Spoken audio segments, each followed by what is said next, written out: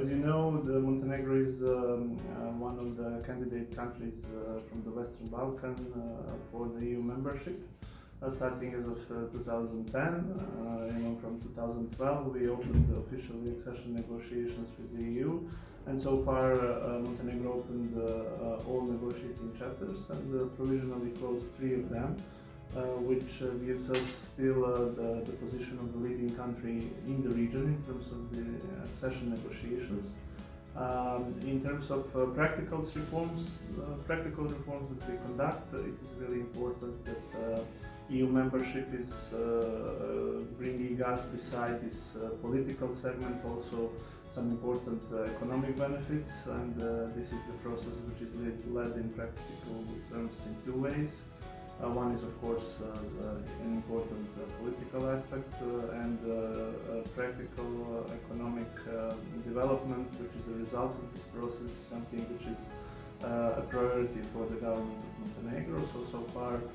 we have managed, beside the coordination of negotiations with the EU, to get the most out of the available EU funds, which is, of course, a very practical instrument in terms of the benefits, and the specific results of these projects are very valuable for our citizens, and a good mechanism to prove that the EU is actually bringing us very specific benefits in terms of EU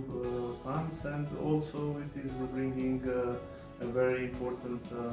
set of EU values for our citizens as well. In terms of the plans of the Montenegrin government, as you know, with the clear dedication to the EU accession process, we still plan to develop our capacities in different policy areas which are important for the EU accession. And beside the fact that the current geopolitical context is not the quite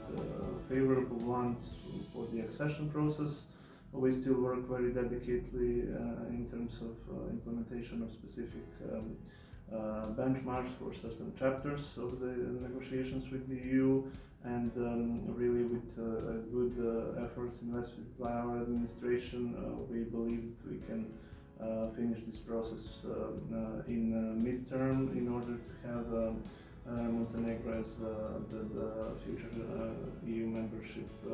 member state, and I would say one of the first countries of the Western Balkan being in this position.